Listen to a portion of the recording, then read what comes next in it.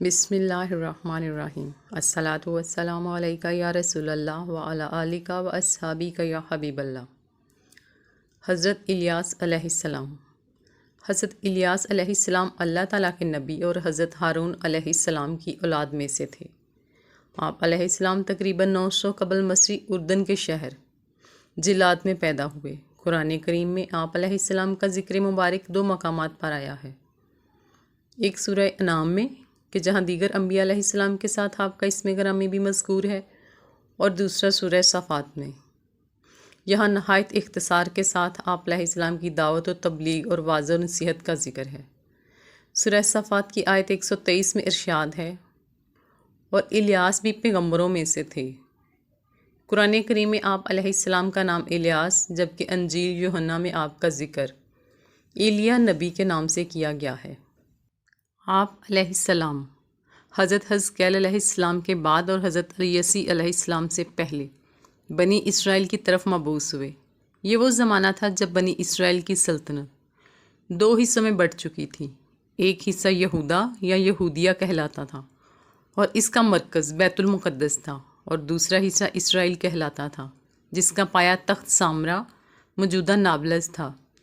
اس وقت اسرائیل میں جو بادشاہ حکمران تھا اس کا نام بائبل میں اخیب اور عربی تواریخ و تفاسیر میں عجب یا اخب مذکور ہے۔ اس کی بیوی ایزبل بال نامی بت کی پرستار تھی، اور اس نے بال کے نام پر ایک بڑی قربان گاہ تعمیر کر کے بنی اسرائیل کو بت پرستی کی راہ پر لگا دیا تھا۔ حضرت الیاس علیہ السلام کو اللہ تعالیٰ کی طرف سے حکم ہوا کہ وہ اس خطے میں جا کر توحید کی تعلیم دیں اور اسرائیلیوں کو بت پرستی سے روکیں۔ حضرت الیاس علیہ السلام کو ملک شام کے یہودیوں اور اسرائیلیوں کو توحید کی دعوت دینے کے لیے بھیجا گیا تاکہ کفر و شرک اور بت پرستی میں غرق قوم کو راہ راست پر لایا جا سکے، اور یہ لوگ ایک اللہ اور اس کے رسول پر ایمان لے آئیں۔ قوم الیاس کا سب سے بڑا دیوتا بال بت یہودیوں اور اسرائیلیوں کا سب سے بڑا اور مشہور دیوتا تھا۔ کہا جاتا ہے وہ بت سونے کا تھا، اس کا قد 20 گز تھا، 4 منہ تھے، اور 400 افراد اس کی خدمت پر مامور تھے۔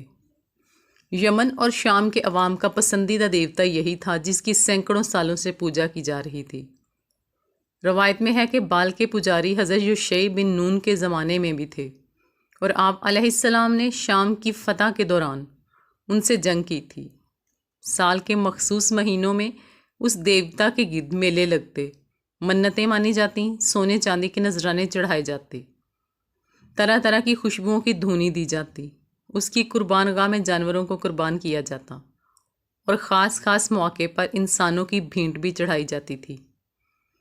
عبرانی اور شامی زبانوں میں بال کے معنی آقا، پروردگار، مالک اور سردار کے ہیں، اسی لیے عرب کی خواتین بھی اپنے شوہروں کو بال کہتی تھیں۔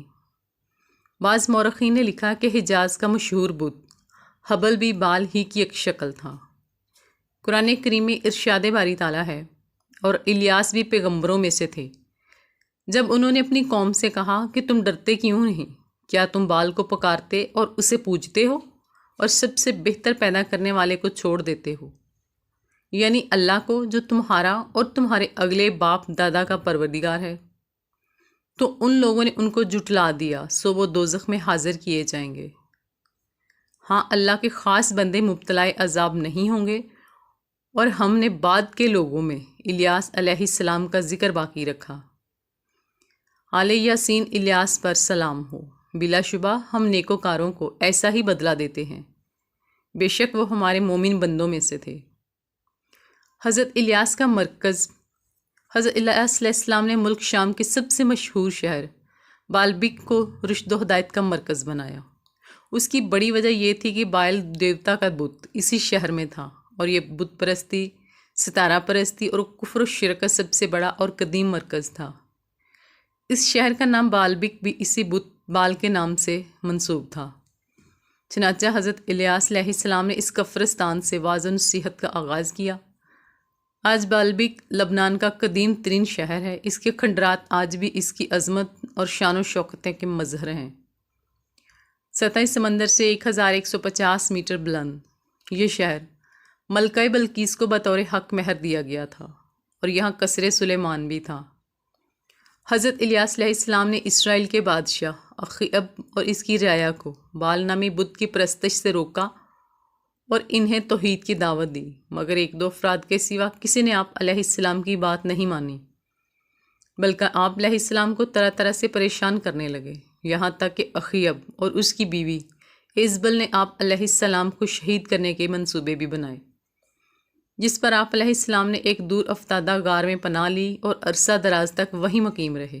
بعد ازاں آپ علیہ السلام نے دعا فرمائی کہ اسرائیل کے لوگ قحط سالی کا شکار ہو جائیں، تاکہ اس قحط کو دور کرنے کے لیے آپ علیہ السلام ان کو معجزات دکھائیں تو شاید وہ ایمان لے آئیں۔ چنانچہ انہیں شدید قحط میں مبتلا کر دیا گیا۔ اس کے بعد حضرت الیاس علیہ السلام اللہ تعالیٰ کے حکم سے اخیب سے ملے اور اس سے کہا کہ یہ عذاب اللہ تعالیٰ کی نافرمانی کی وجہ سے ہے، اور اگر تم اب بھی باز نہ آ جاؤ تو یہ عذاب دور ہو سکتا ہے۔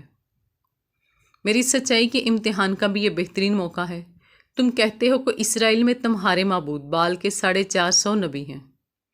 تم ایک دن ان سب کو میرے سامنے جمع کر لو، وہ بال کے نام پر قربانی پیش کریں اور میں اللہ کے نام پر قربانی کروں گا، جس کی قربانی کو آسمانی آگ آ کر بھسم کر دے گی، اس کا دین سچا ہوگا۔ سب نے اس تجویز کو خوشی خوشی مان لیا۔ چنانچہ کوہ کرمل کے مقام پر یہ اجتماع ہوا۔ بال کے جھوٹے نبیوں نے اپنی قربانی پیش کی اور صبح سے دوپہر تک بال سے التجائیں کرتے رہے، مگر کوئی جواب نہ آیا۔ اس کے بعد حضرت الیاس علیہ السلام نے اپنی قربانی پیش کی۔ اس پر آسمان سے آگ نازل ہوئی، جس نے حضرت الیاس علیہ السلام کی قربانی کو جلا کر بھسم کر دیا۔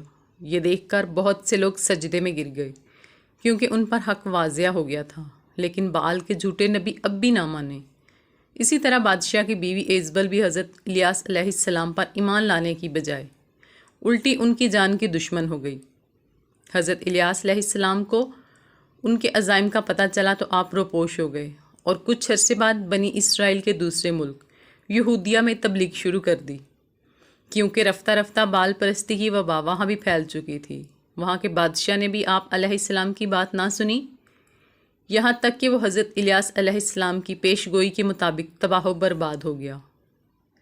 چند سال بعد آپ علیہ السلام دوبارہ اسرائیل تشریف لائے اور بادشاہ کو راہ راست پر لانے کی کوشش کی، مگر وہ بدستور اپنی بدعمالیوں میں مبتلا رہا، یہاں تک کہ انہیں بیرونی حملوں اور مہلک بیماریوں کا شکار بنا دیا گیا۔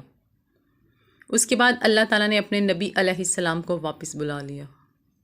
ناظرین، آپ سے گزارش ہے، ویڈیو اچھی لگی ہو تو لائک کر دیں، چینل پر نیو ہیں تو سبسکرائب کر دیں۔